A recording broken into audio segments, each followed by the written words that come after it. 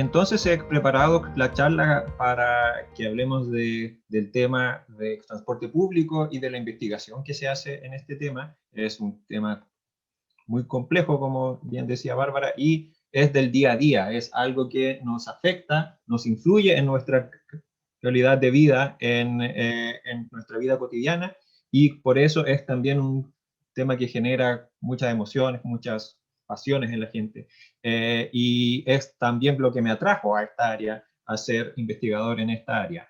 Quienes quieran que tengan una pregunta, me la pueden hacer en el momento. No es necesario que esperen al final, y ahí ya Bárbara les dio algunas indicaciones de cómo hacerlo. Pueden decir disculpe, permiso, o la pueden también escribir en el chat.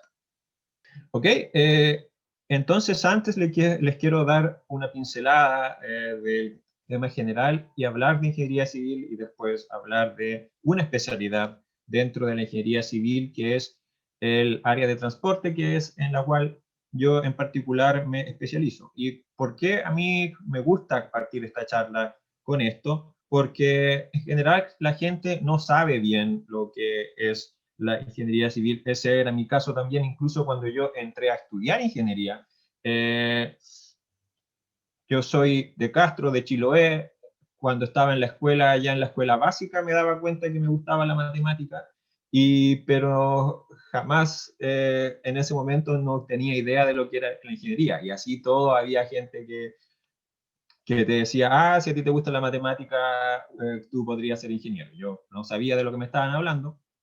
Finalmente entré a estudiar ingeniería y ahí recién empecé a aprender de qué se trataba, sin haber siquiera visto una definición formal, que es lo primero que les quiero compartir. Entonces, la ingeniería civil se puede definir como la aplicación de principios científicos al diseño, construcción y mantenimiento de obras que sean útiles para la humanidad y el medio ambiente, tales como edificios, caminos, puentes, acueductos, canales y puertos. Tales obras deben estar en armonía con su entorno natural y construido. Entonces, aquí es una definición que tiene, yo diría, dos partes. La primera es qué es lo que es, y la segunda es cuál es la aplicación. Entonces, ¿qué es lo que es? Es el uso de principios científicos. Hay otras definiciones que dicen derechamente principios matemáticos, que es una ciencia, a la solución de algún problema que sea útil para la humanidad.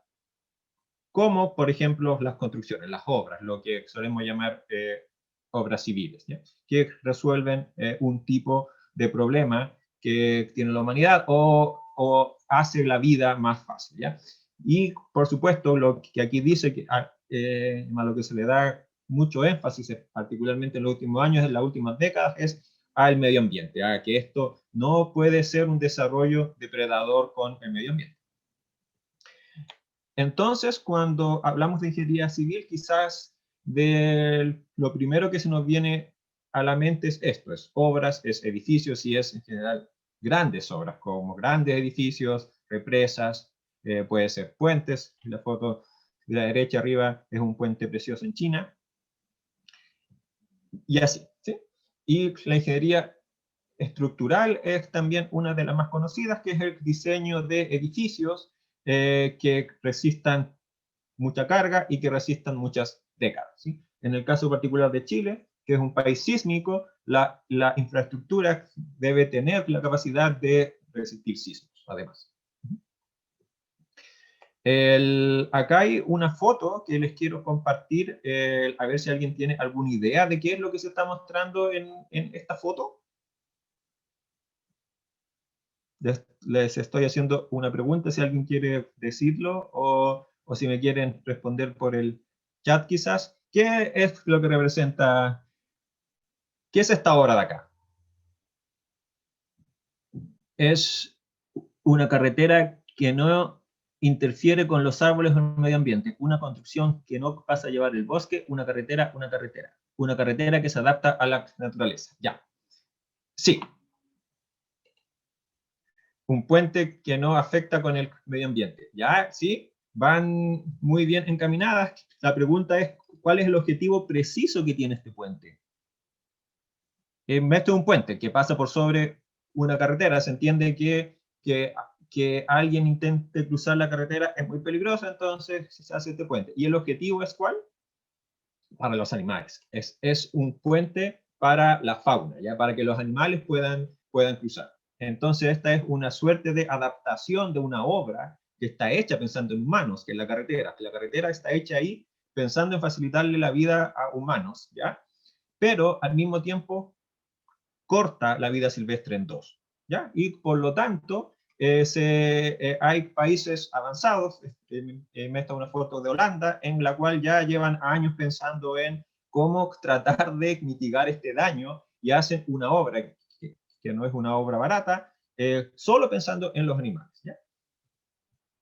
Entonces, si lo llevamos atrás, claro, esto por supuesto que cae también dentro de la definición de ingeniería, porque si bien no es una obra que beneficia de forma directa a las personas, es una obra que hace que nuestro desarrollo sea más armonioso con el medio ambiente, ¿sí?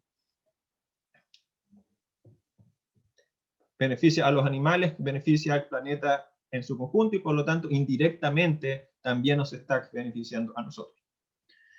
Ya, y acá hay un caso similar. Esta foto es de Australia, que es un puente que existe solo para el cruce de cangrejos. Ya.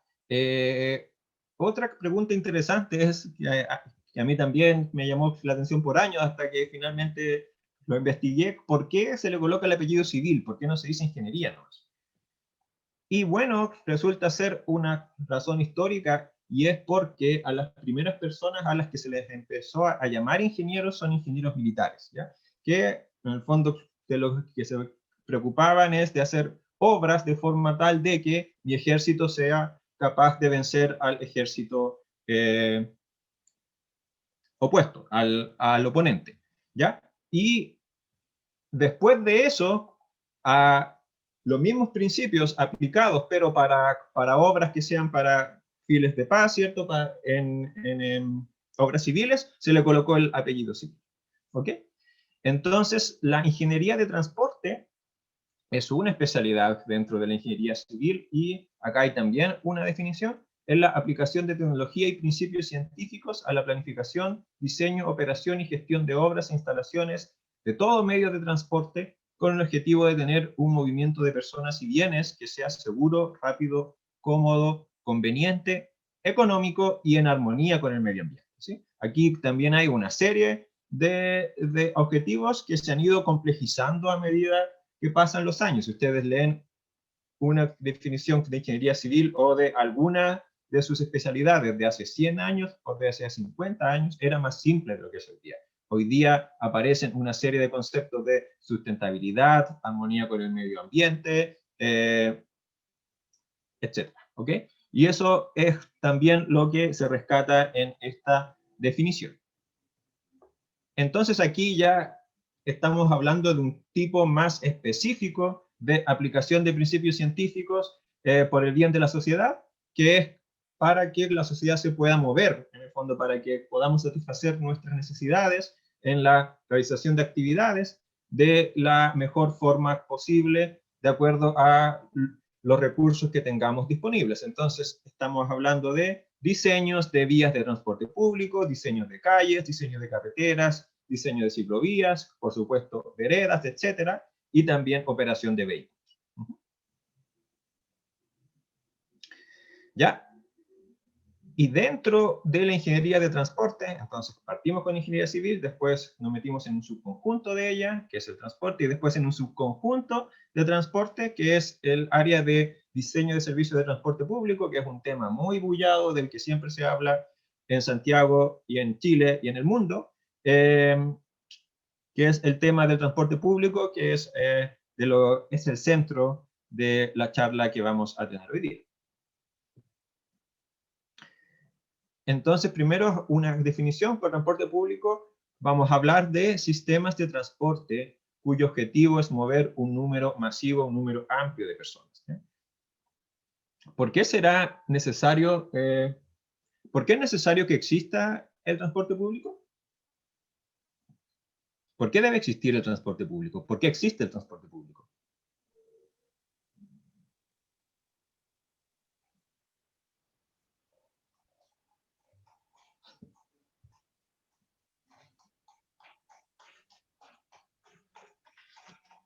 Anael Hinz dice, para facilitar el movimiento de muchas personas. Montserrat, por otro lado, dice, para que las personas puedan acceder a diferentes puntos de la ciudad. Y Javiera Álvarez dice, facilitar el traslado de un lugar a otro. Bien. ¿Alguien más?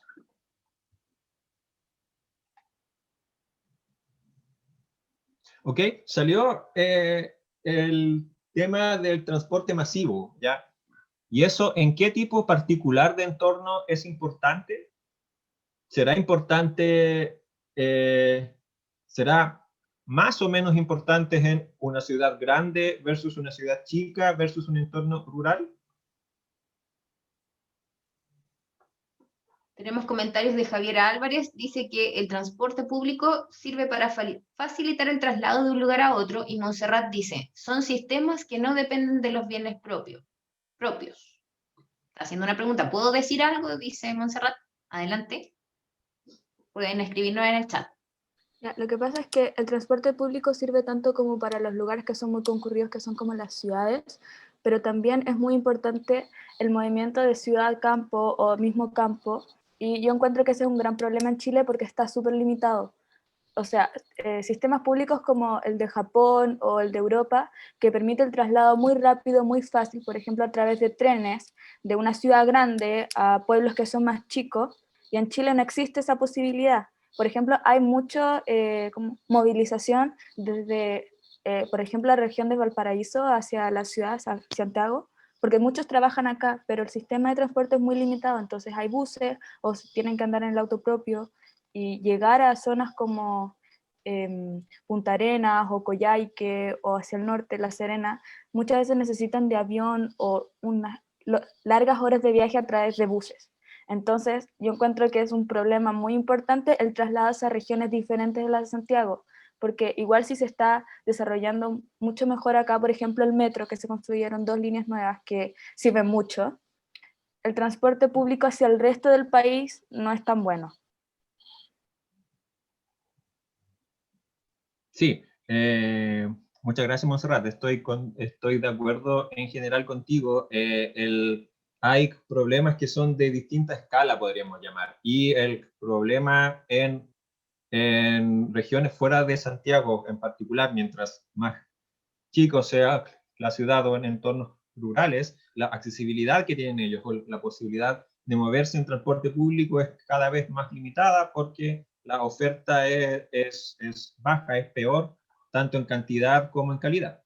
¿Sí? Y ahí, claro, ahí sin duda que estamos en deuda, si bien mucho del foco en la prensa, en nuestra investigación es en Santiago, donde persisten problemas muy importantes con la calidad del transporte público, en regiones es igual o peor, ¿ya? Y tú bien dabas el ejemplo de el viaje Santiago-Valparaíso, por ejemplo, que claro, debería ahí haber un tren que funcione bien, que sea frecuente, de forma tal de que pueda ser la alternativa preferida por las personas, porque además es una forma más sustentable de viajar entre estas dos ciudades, ¿ok? Entonces sale el tema de que hay entornos en los cuales es importante que se mueva, perdón, en el que se necesita mover mucha gente y el espacio limitado. Y eso sucede en ciudades y es ahí donde el transporte público adquiere mayor relevancia incluso que en lugares donde la densidad poblacional es menor. ¿Sí?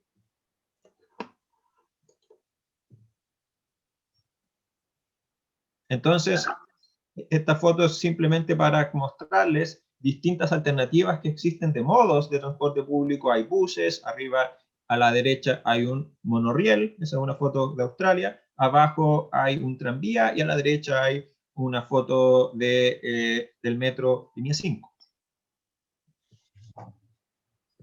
Ya. Entonces acá hay algunas razones de por qué es necesario el transporte público. Mejor uso del espacio vial, que como discutíamos es particularmente relevante en entornos densos, donde hay mucha gente que se intenta mover en un espacio reducido. Lo mismo lleva a un menor nivel de contaminación, ¿ya? Si el transporte es eléctrico, claro, no hay contaminación, al menos local, ¿ya? Puede haber contaminación en la fuente de energía, ¿sí? Cuando uno analiza las fuentes de contaminación, se suele separar en dos categorías, que es la contaminación local y la contaminación global. Entonces, si es que, por ejemplo, nosotros tenemos un vehículo con un motor a combustión interna, un automóvil bencinero, por ejemplo, ese automóvil, cada vez que se mueve, está contaminando.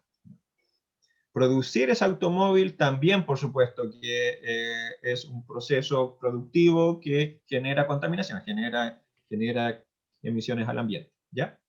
Y la contaminación local es en el entorno de donde funciona este vehículo, porque genera gases y hay pulmones que respiran estos gases que pueden sufrir algún daño a la salud.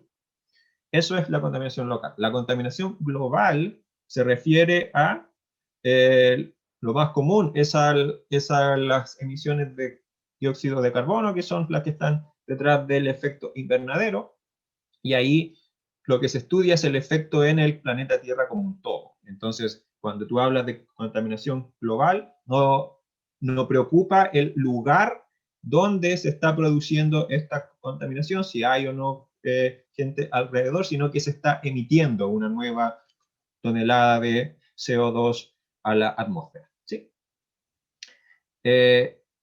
Entonces, si más gente se mueve en menos vehículos, que es la idea detrás del transporte público, entonces hay un menor nivel de contaminación por persona. Eso es lo que queremos decir con esta línea. Claro, si ustedes piensan, un bus contamina más que un automóvil, por supuesto que sí, pero un bus con una ocupación media por persona va a contaminar menos que ese automóvil, ¿ya? El metro, los automóviles eléctricos, los tranvías, etcétera, cualquier vehículo que sea eléctrico no contamina donde se mueve, en realidad no es que no contamine, pero contamina algo cercano a cero, ¿ya? Sin embargo, en la fuente de la energía hay que ir a ver si es energía que fue generada de forma limpia o es energía que fue generada de forma contaminante, porque si es con energía termoeléctrica, por supuesto, en donde está la central sí se está contaminando y sí se está generando tanto contaminación local como contaminación global. Y el tercer punto que quiero rescatar sobre el transporte público, sobre el beneficio que tiene para la sociedad, es que permite que las personas puedan acceder a sus actividades que necesitan para su desarrollo. Trabajo, estudio, esparcimiento, servicios médicos, etcétera, compras, y esto es particularmente relevante para las personas que no tienen otra alternativa para viajar, que son, por ejemplo, personas que no tienen acceso a un automóvil, ¿sí? Entonces, personas que no tienen acceso a un automóvil, para viajes largos al menos dependen del transporte público, ¿sí? Personas que no tienen acceso al automóvil para viajes cortos no dependen del transporte público, porque los viajes cortos se pueden hacer caminando, se pueden hacer en bicicleta, se pueden hacer de una forma no motorizada. Viajes largos, cruzar la mitad de Santiago es más difícil hacerlo caminando o hacerlo en bicicleta, por lo tanto ahí sí yo dependo de tener una forma eficiente, ojalá rápida, ojalá cómoda, de moverme, por ejemplo, entre mi casa y mi trabajo, entre mi casa y mi liceo. ¿Ya? Y cuando hablamos de un problema de espacio, al principio, en el fondo, si la misma cantidad de personas, se lo voy a colocar acá mejor. Esta foto, ¿alguien la quiere explicar? Son dos fotos, por supuesto. Son, a la izquierda es una foto y a la derecha es otra foto, pero es el mismo lugar. Si alguien puede decir, primero, qué lugar es este, y segundo, qué es lo que queremos mostrar con esta foto. con esta comparación de fotos más bien. Esto fue hecho el año 2008.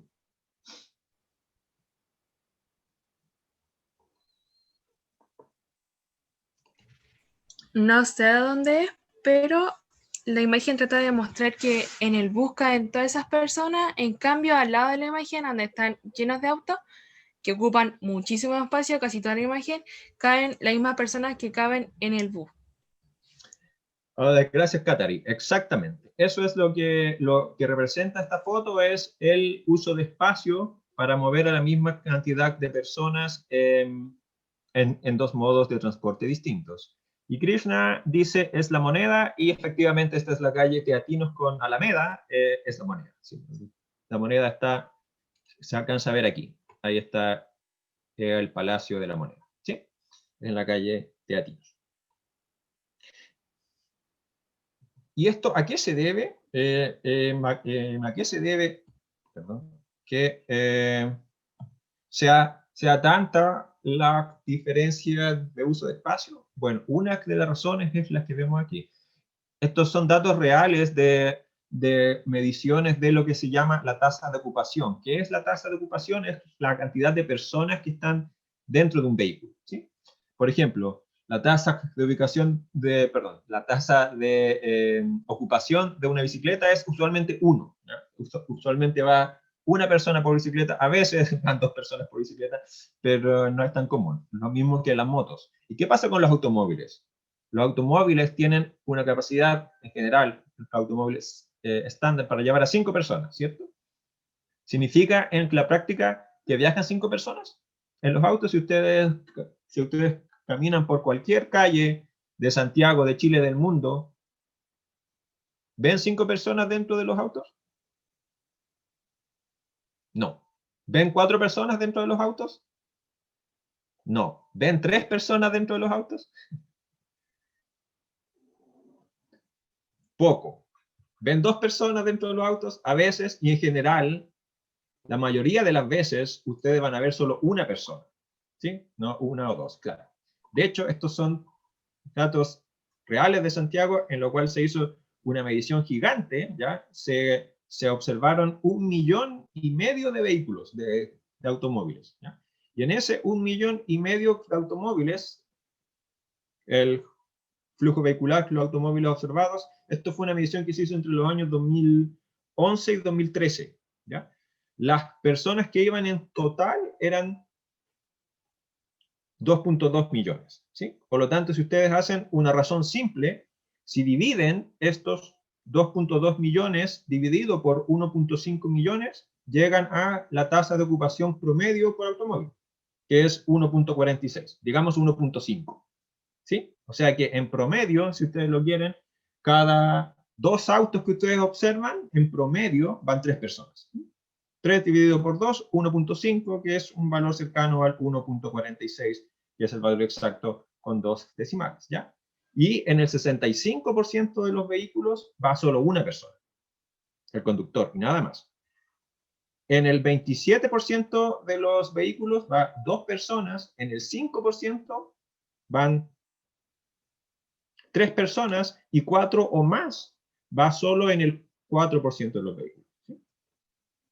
Entonces, el uso del espacio interior en general no es adecuado, o no se ocupa la capacidad completa de los vehículos. Se entiende por qué, porque en la mayoría de los viajes es una sola persona que lo está haciendo, que está haciendo sus actividades, por ejemplo, ir a trabajar, ir de compra, etcétera, para lo cual este vehículo, por supuesto, que está sobredimensionado, ¿sí? Lo que muestra esta gráfica es que los vehículos que usamos están sobredimensionados para la gran mayoría de las actividades que las personas hacen, y para muy poquitas actividades familiares, cuando viajo con amigos, etcétera, se ocupa realmente la capacidad por la cual la persona pagó y la cual tiene estacionada en su estacionamiento por el 95% del tiempo. Los autos se pasan estacionados además, ¿sí? Entonces, claro, aquí hay un potencial de crecimiento, y ahora se está haciendo harta investigación.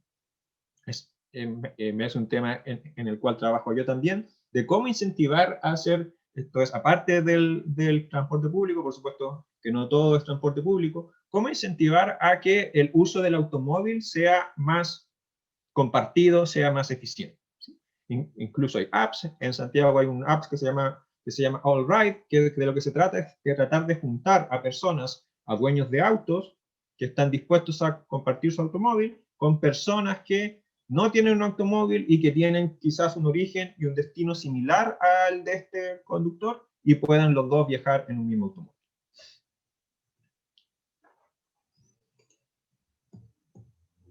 Ya. Y les voy a hablar de un problema en particular que es muy interesante en el diseño de transporte público, que es cuántas micros, cuántos buses deberían circular en una avenida en particular.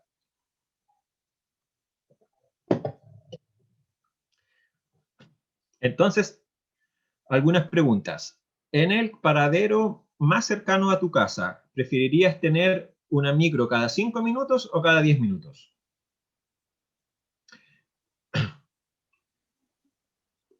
Ustedes estudian en Santiago, que es una comuna que está en general muy bien servida por el transporte público, en cantidad al menos, no vamos a hablar de calidad, pero en cantidad. Hay muchos servicios de buses, hay 3 líneas de metro que pasan por Santiago. Tenemos opiniones divididas en el chat. Algunas dicen 10 minutos y otras 5. Interesante. No, de hecho hay solo, sí, hay dos chicas que dicen 5 y hay 3 o 4 que dicen 10. ¿Hay alguien que quiera justificar su respuesta?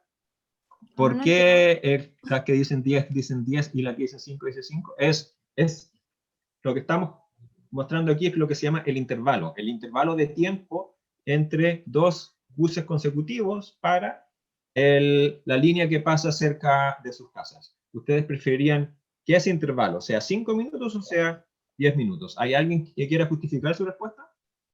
Encuentro que 10 minutos es una cantidad muy razonable de tiempo, porque principalmente a mí me pasa que tengo problemas cuando tengo que esperar 40 minutos de que pase la micro. Ese es el como real problema. Y uno está, y de repente llegan 3 micros de una.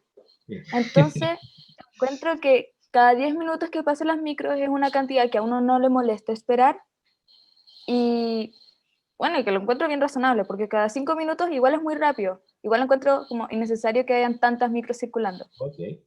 Muchas gracias, Montserrat. ¿Alguien más?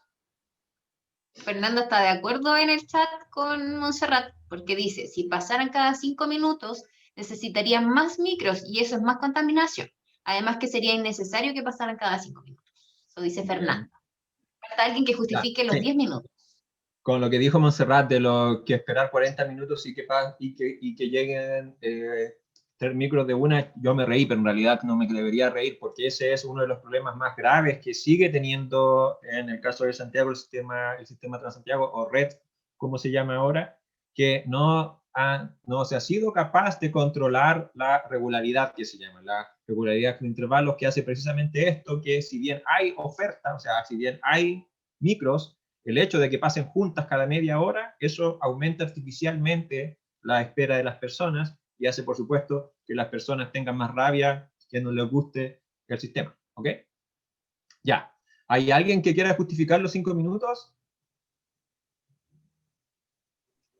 No, los 10. Los 10. Sí, se fueron por los 10 ya.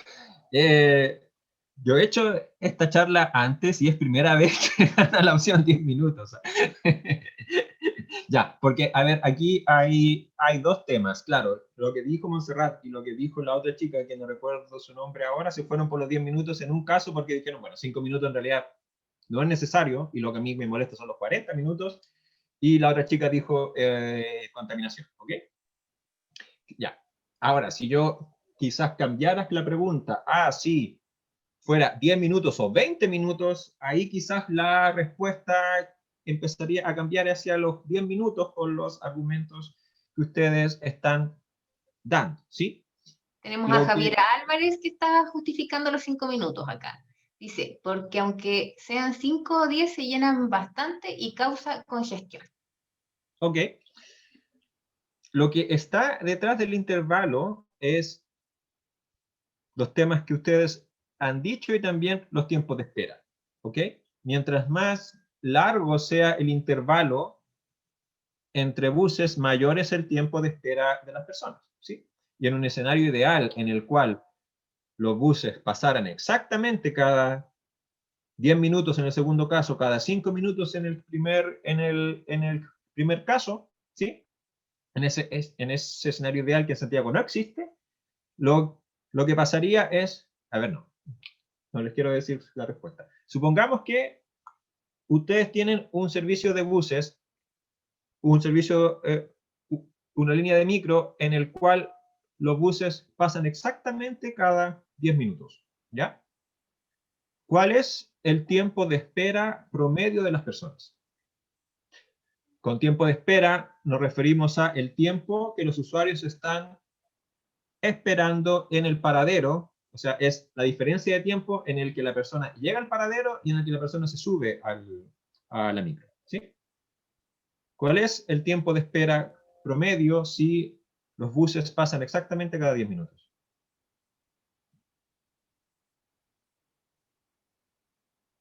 Montserrat dice 5 minutos. ¿Alguien más? Javiera dice 20 minutos. 20 minutos. ¿Cuál es el peor caso? Porque a menos que llegues cuando justo después que se fue la micro no tienes que esperar 10 minutos. Claro. ¿Cuál es el peor caso posible si el bus pasa exactamente cada 10 minutos? Y bueno, vamos a hacer otro supuesto que no lo he dicho, pero que lo vamos a decir ahora para poder responder bien la pregunta. Vamos a asumir que los buses tienen suficiente capacidad para llevar a todas las personas que esperan, ¿sí? Porque claro, si es que el bus no tiene capacidad suficiente, si es que está lleno, ahí se puede dar lo que decía Javiera, que es que el tiempo de espera sea incluso mayor que el intervalo, ¿ya? Eso es posible solo si es que los buses no tienen suficiente capacidad para llevar a las personas. Pero si los buses tienen suficiente capacidad para llevar a las personas, entonces el tiempo de espera máximo puede ser solo 10 minutos. La persona no puede esperar más de 10 minutos porque la persona más desafortunada es la que llega al paradero justo cuando el bus se fue. Y sabemos que el siguiente bus va a llegar exactamente en 10 minutos. Por lo tanto, esa persona espera 10 minutos. Y la persona más afortunada es la persona que llega al paradero junto con el bus. Por lo tanto, esa persona espera 0, porque llega al paradero, llegó el bus y se subió al bus. ¿Sí? Entonces, la más afortunada espera 0, la menos afortunada espera 10, el intervalo completo, y entre medio van llegando las personas, que si suponemos que llegan a una tasa regular, da la respuesta que decía Montserrat, que el tiempo de espera, en este ejemplo, con todos los supuestos que hemos dado, es la mitad del intervalo, o sea, es 5 minutos. Ese es el tiempo de espera promedio, es lo que en promedio esperan las personas, ¿sí? Ya. Entonces, si nos vamos solo por el lado del tiempo de espera, las personas, lo más común es que prefieran los intervalos menores que los intervalos mayores, porque así yo espero menos, ¿ya? Y cuando viajamos en una ciudad, lo que tratamos de hacer en general, más comúnmente, es minimizar nuestro tiempo de transporte, ¿ya? Por otro lado, si es que ahora ustedes supongan que ustedes son los dueños de la empresa de buses, ¿sí? ¿Te gustaría tener un bus cada 5 minutos o un bus cada 10 minutos? Si ustedes son el proveedor del servicio. ¿Se entiende la pregunta? ¿La diferencia? La primera pregunta era desde la perspectiva del usuario. La segunda pregunta es desde la perspectiva ahora del servicio, del proveedor del servicio. Ok, 5 y 10 minutos quizás no fue el ejemplo más feliz para esta pregunta. Digamos, puede ser 10 y 20 minutos, una diferencia mayor, ¿ok? Es que aquí yo me encuentro como en un problema porque aunque sea el dueño de una empresa, sigo siendo el dueño de un servicio público. Entonces ¿Sí? no podría poner mis propios intereses sobre algo que es para los demás.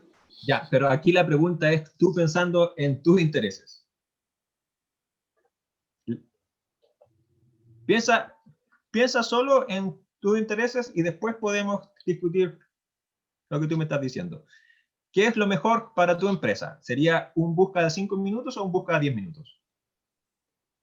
Tenemos en el chat a Jazmín Roca que dice cada 5, porque habría más ingresos y eso significa más dinero. ¿Hay más ingresos? Sí. O sea, perdón, podría haber más ingresos si es que porque la micro pasa cada 5 minutos yo llevo a más pasajeros, ¿sí?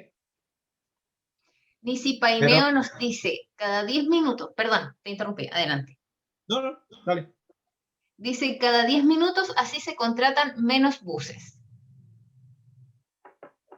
Claro, o sea, desde la perspectiva privada, ya, si es que el operador tiene el objetivo de ganar más dinero o reducir sus costos, por supuesto que está en el balance de la cantidad de dinero que me ingresa por la demanda que yo llevo y mi costo, ¿sí?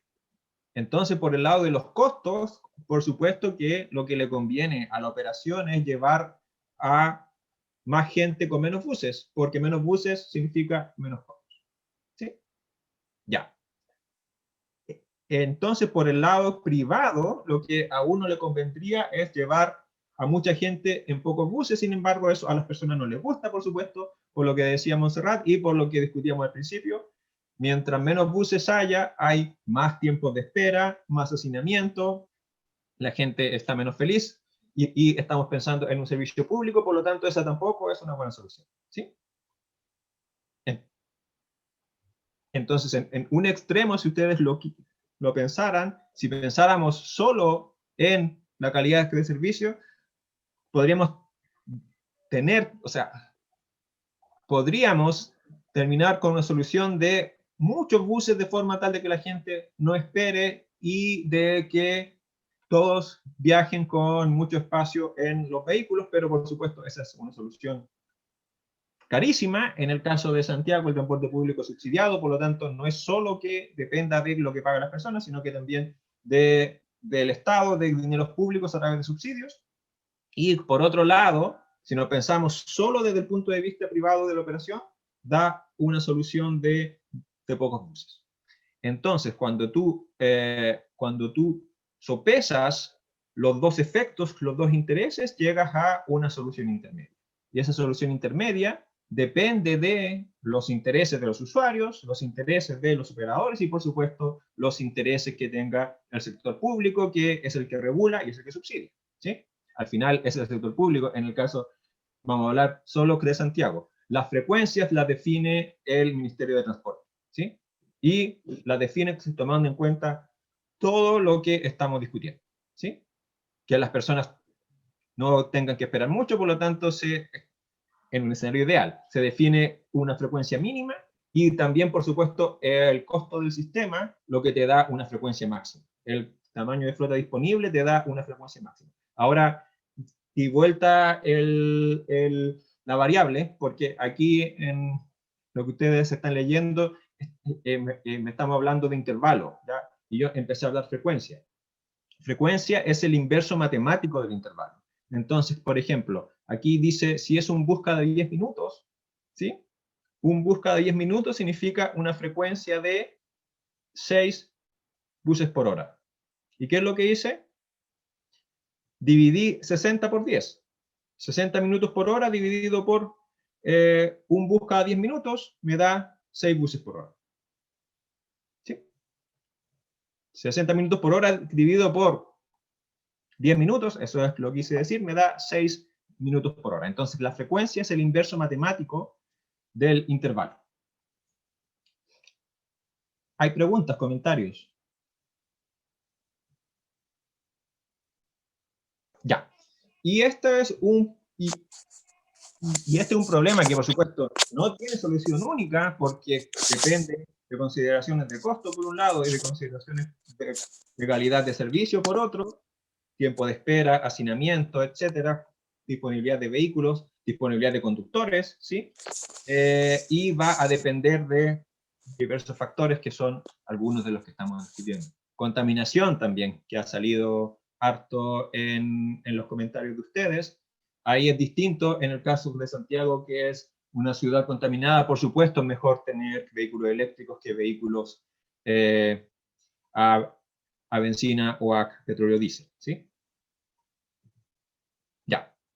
Y siguiente pregunta. Nos quedan... ¿Me puedes...? Nos quedan 9 minutos. 9 minutos, ya. Entonces, esto yo creo que me lo voy a saltar para ir a ver también unos datos reales que son... Estos son datos de demanda de la línea 1 del metro. Esto es pre-pandemia, pre-COVID, ¿ya?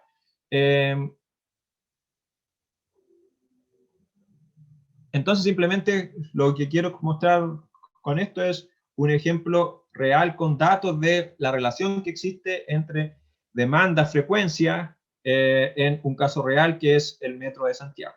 Entonces, el panel de arriba, el panel superior, lo que tiene es la demanda en la línea 1 de metro en una hora del periodo punta mañana, entre las 7:30 de la mañana y las 8:30 de la mañana.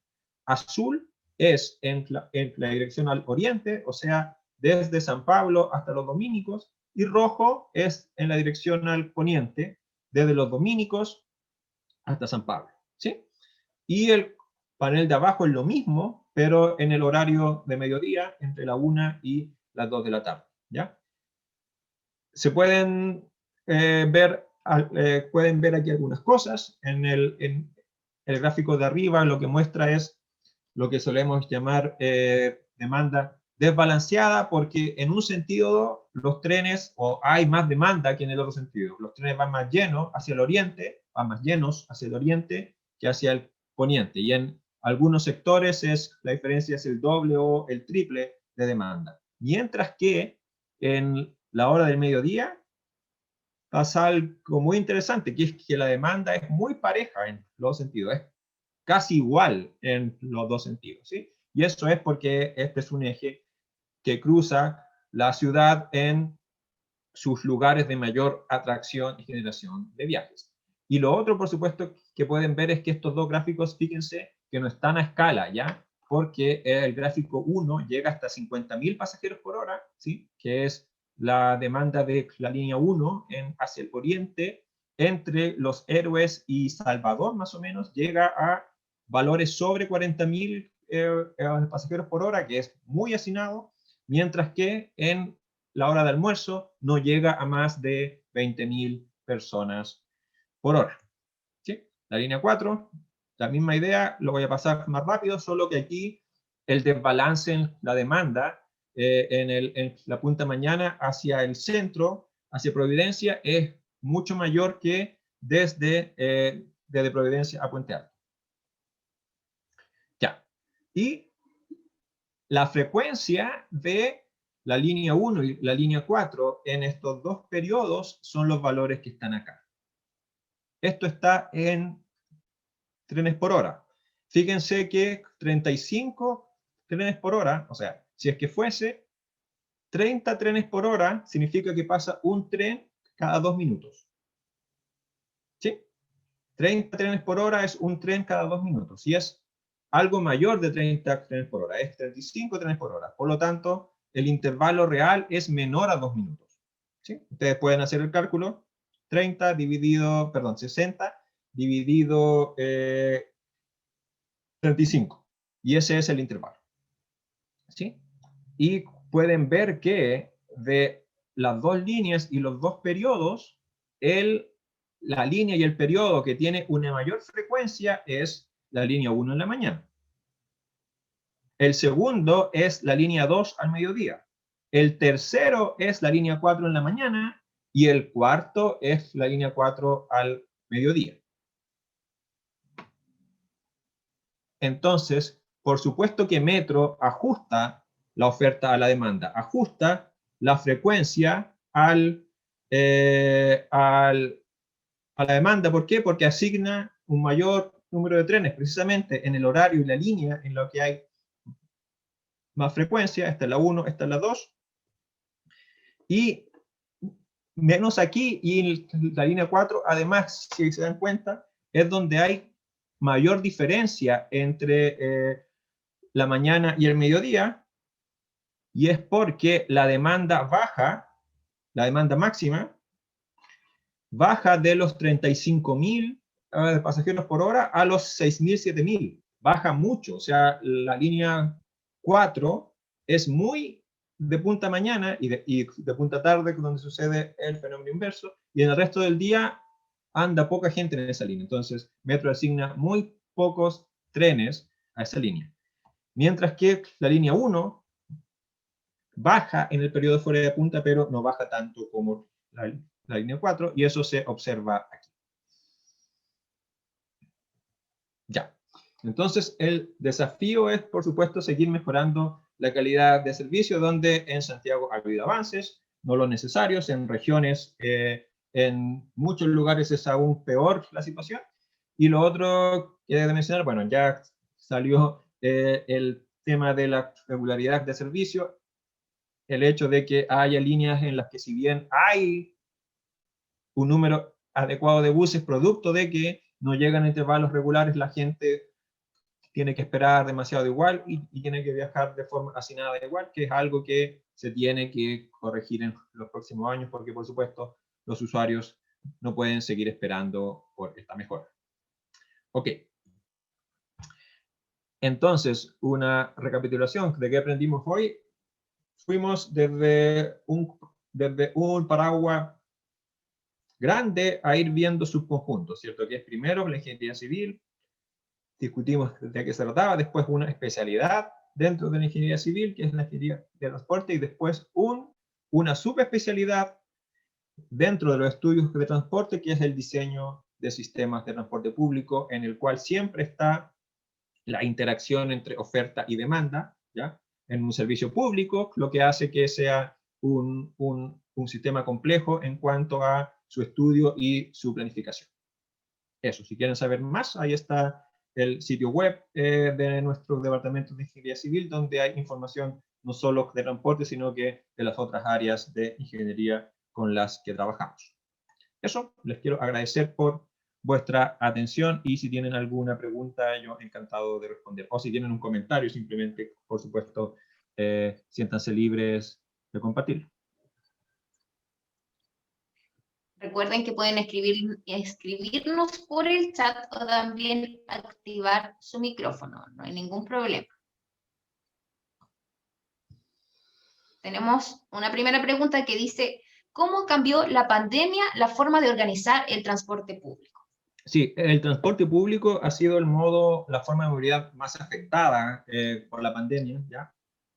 Y lo que ha pasado, bueno, es que por un lado está la presión a mantener la oferta para disminuir los factores de ocupación o los niveles de ocupación o el hacinamiento en los servicios, y por otro lado está el hecho de que la demanda bajó mucho, entonces eso aumenta los costos por pasajero de proveer la misma frecuencia, ¿sí? Y lo que entiendo que se está haciendo ahora es, se bajó un poco la frecuencia a niveles de verano, estoy hablando solo del caso de Santiago. En Santiago, en enero y febrero circulan, especialmente febrero, que es el mes en un año normal, es el mes de menos demanda, circulan menos buses que de marzo a diciembre, ¿ya? Y se bajó la frecuencia algo de febrero para que el sistema no, para tratar de abaratar costos, básicamente, y de todas formas tratar de mantener un nivel de hacinamiento que sea bajo. A medida que la ciudad se reabre, que se terminan las cuarentenas, es inevitable que haya algunos servicios y haya el metro en el cual suba los niveles de ocupación. Ahora bien, lo que muestra la investigación sobre cómo se transmite el virus, las claves son principalmente tres cuando hablamos de los factores de riesgo. Uno es lugares cerrados, dos es lugares con mucha gente, o sea, mientras más gente haya, peor, y tres es lugares donde haya interacciones sociales, o sea, donde la gente hable, discuta, se ría, conversa, haga ejercicios, ¿sí? Hay varios estudios que muestran estos, lo que se llaman los eventos super propagadores en gimnasios, en bodas, en coros, etc. Y si ustedes lo piensan, el transporte público tiene la 1, sí, porque es cerrado. Bueno, los buses tú puedes abrir las ventanas para que ventile, entonces eso disminuye al menos ese factor de riesgo. 2, es hacinado, puede serlo, y por supuesto, mientras más gente haya en un lugar, si dentro de ese lugar hay una persona que está contagiada, puede contagiar a más personas.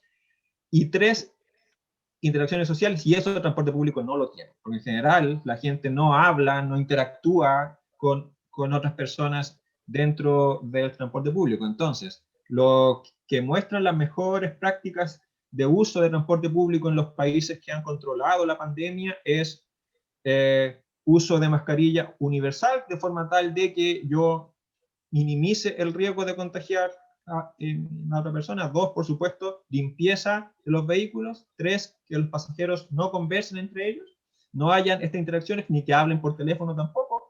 Y con estas medidas en general el transporte público es más seguro que otras actividades en entornos cerrados donde sí hay interacción entre personas, que es, insisto, la situación más riesgosa para el contagio del virus. Son buenas recomendaciones para tener en consideración lo que mencionas, Alejandro. Tenemos una pregunta en el chat de Montserrat Altamirano y ella dice, ¿se está viendo la manera de reactivar los sistemas de trenes en Chile? Sí, bueno, si lo quieres ver en específico, te tienes que meter a la información del sitio web de la empresa de los ferrocarriles del Estado, EFE, porque ellos son los que están publicando los proyectos de desarrollo futuro, ¿ya? Sigue un tema deprimido en comparación, claro, a algunos países que tú mencionabas, en Europa, por ejemplo, donde los sistemas ferroviarios son más desarrollados, pero en Chile sí hay proyectos, por ejemplo, Santiago-Valparaíso, algo que se debería hacer. Ahora bien, tener una línea de tren que una Chile de extremo a extremo, por supuesto, es mucho más difícil que una línea de tren que una Alemania de extremo a extremo, ¿sí? Porque por la geografía y por la forma que tiene Chile, ¿sí? Entonces, no es el objetivo tener una red así de densa, pero sí que los principales polos de desarrollo del país sí estén conectados por líneas ferroviarias. Agradecemos entonces a Alejandro por su tiempo y disposición para estar con nosotras esta mañana, y también al Liceo Clelia Clavel Dinator y al Colegio Institución Teresiana por tener el interés de participar en esta actividad.